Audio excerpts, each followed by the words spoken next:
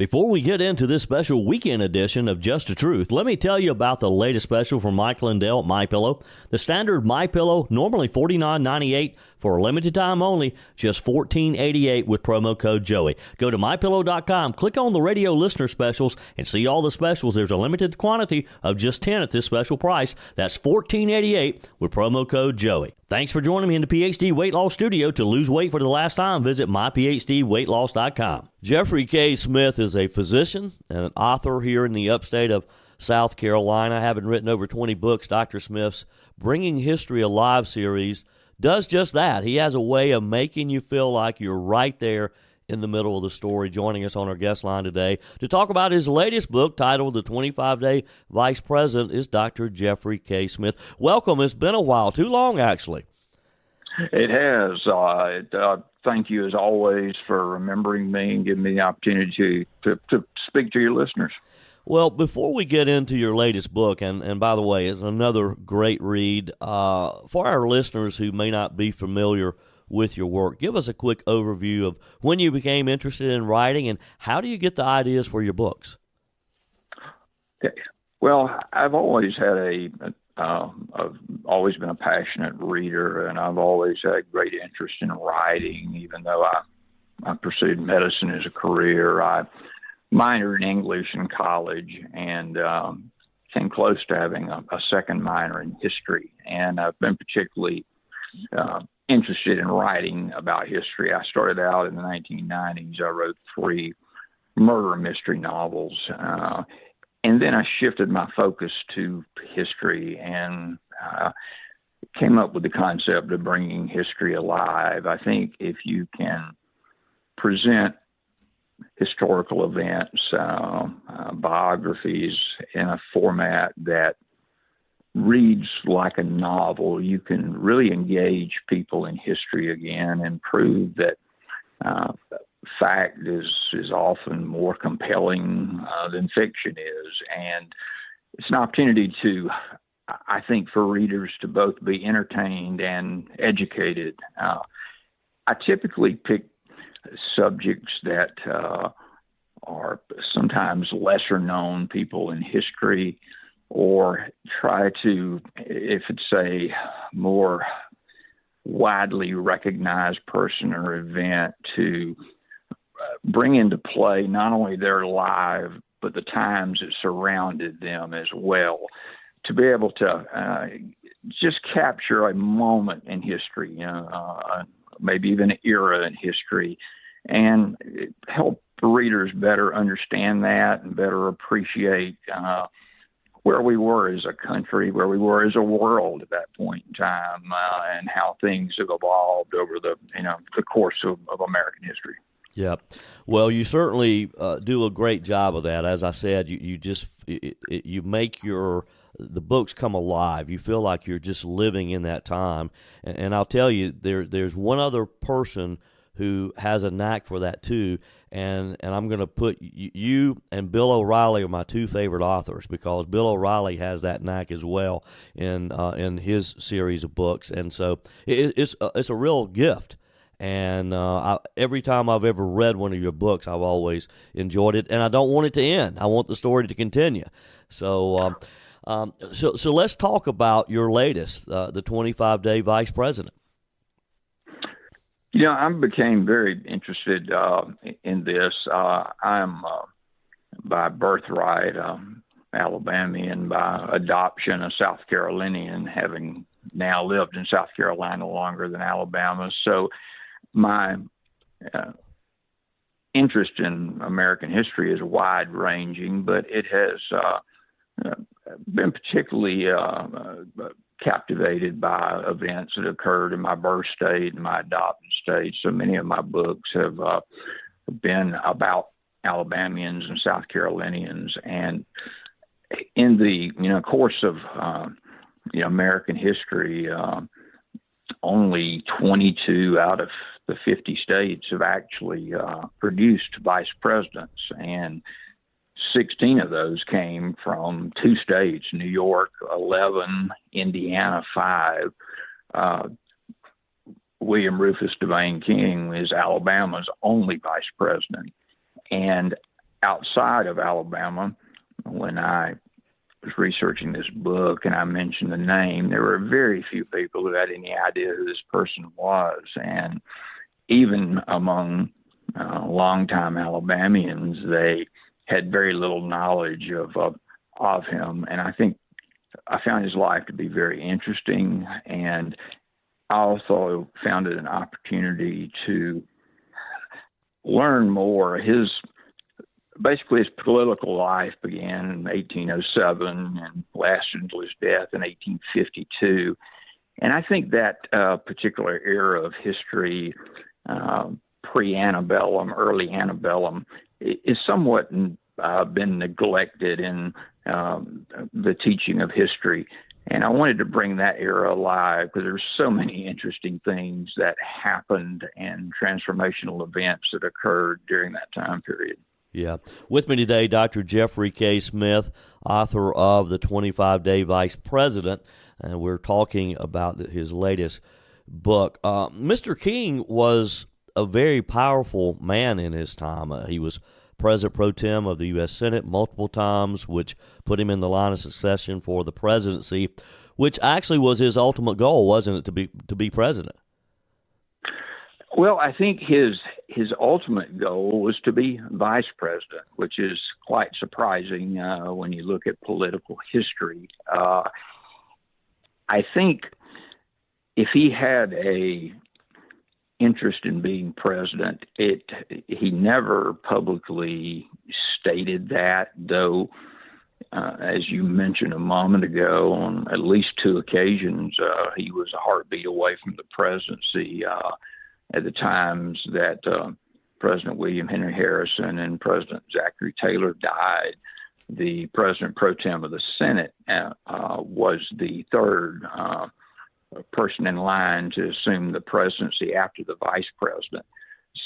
But he was a creature of the Senate. He loved being in that deliberative body. He loved being in an administrative role there. He was a master parliamentarian. He knew the rules inside and out in the Senate. And I think he enjoyed the congeniality of, at that time, of being in that deliberative body. If he truly wanted to be president, he never really said that or hinted at it. It seemed like his highest aspiration was to be vice president. And, off the top of my head, I can't think of another politician in history whose highest aspiration was to be vice president. Yeah. Well, I couldn't quite figure that out because I couldn't decide if he was just the type of person who secretly wanted to become president, but he didn't want to reveal that. He wanted it to look as though he would be content with being vice president, which he ultimately was able to do that.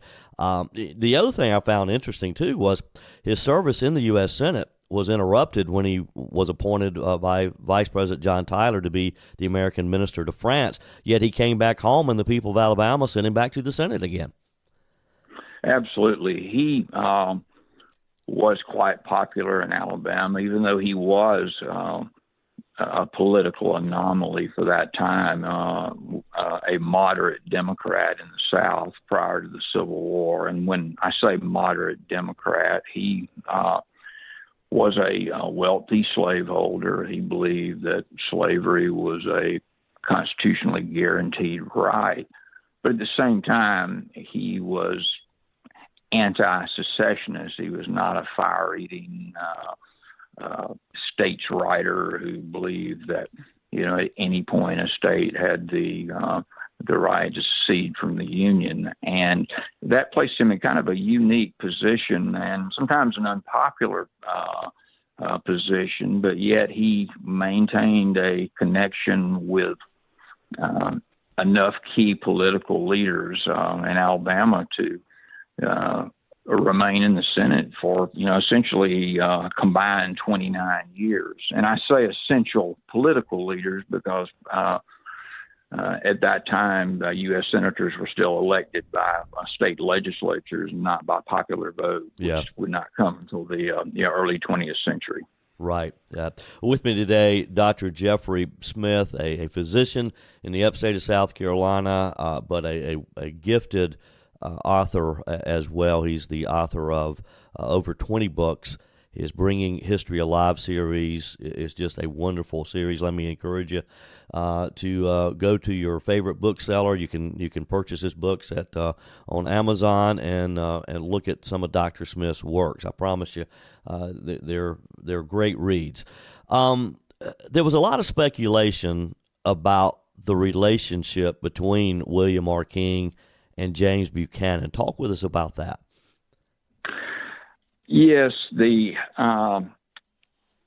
one of the people who do recognize King's name, often the first comment they make to me, "Oh, he was James Buchanan's lover," and my response to that was that has been alleged,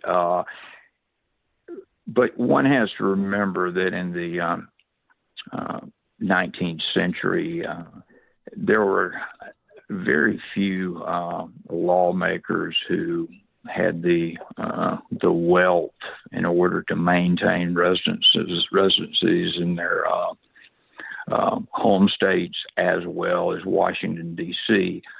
So when Congress was in session, many congressmen and senators left their families behind when they came to Washington, D.C., and they typically lived together in boarding houses when they were what were referred to as messes. And typically messes were groups of lawmakers who lived in the same boarding house, typically had similar political beliefs. And at that time, there were no official offices for either senators or lawmakers on Capitol Hill. They had not built the wings yet. So the boarding house not only served as a place to eat and sleep, but it also was an unofficial office for lawmakers. And typically, after dinner in the evening, they would congregate in various living rooms and discuss politics and topics of the day. So Buchanan and King, both lifelong bachelors, struck up a friendship, and they spent a considerable number of years living in the same boarding houses, and they were frequent companions to social and political events, which in that era of history set tongues to wagging about what the true nature of their relationship was. And many people who have read about either King or Buchanan or researched it have kind of based their opinion about their sexual orientation on really a single letter that James Buchanan wrote during the time in which King went to France to be the U.S. minister to that European nation. And I think, at least in my opinion, have taken the wording of that letter very selectively and implied there was more to that relationship than perhaps there was. And there's certain words like wooing that in the 19th century was not a word used exclusively in romantic pursuits. That word wooing was often used when lawmakers were trying to garner support from fellow lawmakers for a particular piece of legislation they were pushing. So I think that letter has been given entirely too much significance as far as defining what their relationship was.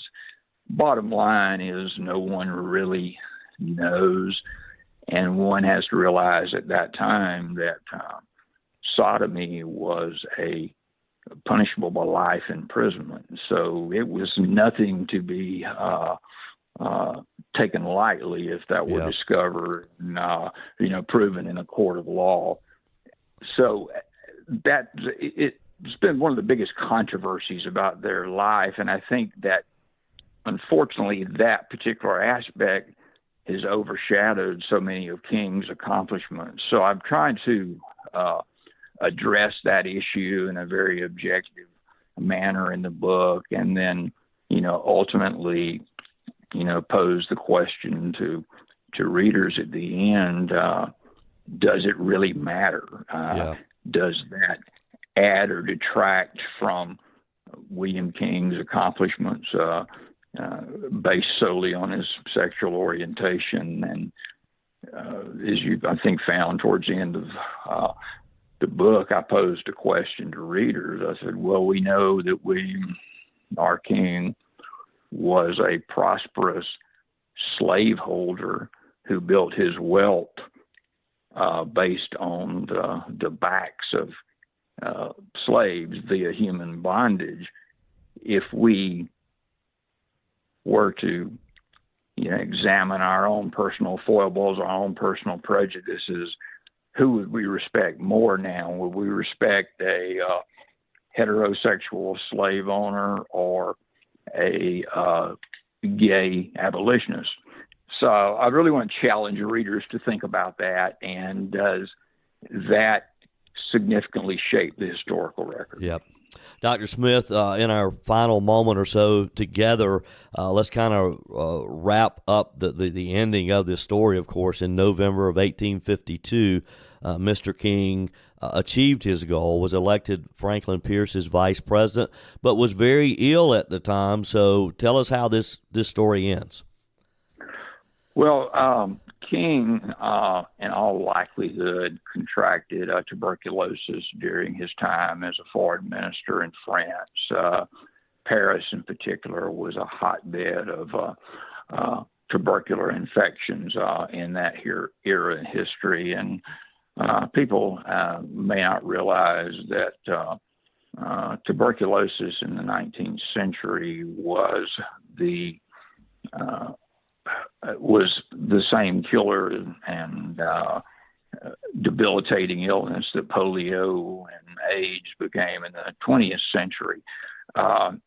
In fact, King was so ill that he was really unable to participate in the 1852 election. And when he and Pierce were elected, soon after that, he was nearing the terminal phase of his illness. So he and one of his nieces traveled to Cuba, and there was very little doctors could do for tuberculosis in the pre-antibiotic era.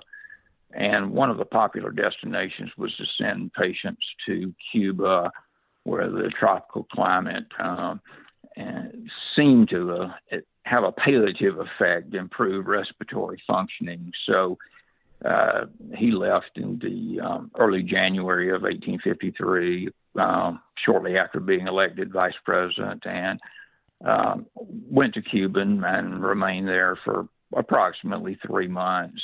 Unfortunately, it did little to improve his condition. However, he was so ill that he was unable to return to Washington in March of 1853 to be for the formal inauguration. So Congress passed special legislation to allow him to be sworn into office in Cuba, and he remains the only president or vice president to have been sworn into office on foreign soil in American history. And as we got into early April, King was convinced he was dying and told his niece, "I want to die in my home." So he traveled by ship back to the port of Mobile, Alabama, and then took a smaller boat up the Alabama River to his plantation. And true to his word, he died one day after returning home. Wow. And so he is the shortest tenured vice president in the history of America. and also the only vice president that never had an opportunity to even return to Washington, D.C. and occupy his office. Yeah. Wow. Thus, the 25-day vice president, the title of your latest book. Dr. Smith, always a pleasure. Appreciate your time today. And again, you can purchase the book at Amazon, and let me recommend that you do so. It's a great read. Always good to catch up with you. And hey, I look forward to the next one. All right. Very good, Joey. Thank you again for having me. That's it for this special weekend edition of Just the Truth. Thanks for joining me in the PhD Weight Loss Studios. To lose weight for the last time, visit myphdweightloss.com. If you haven't joined my mailing list yet, visit my website, joeyhudson.com. Click on the Connect with Joey button so that you can receive our emails and the most up-to-date news. Also, join me on my YouTube channel. Be sure and like, comment, and subscribe. Just search for Joey Hudson. As always, thanks for spending a few minutes of your day with me. Do me a favor and forward this episode to a few friends. Just click on the share button and send to your contacts.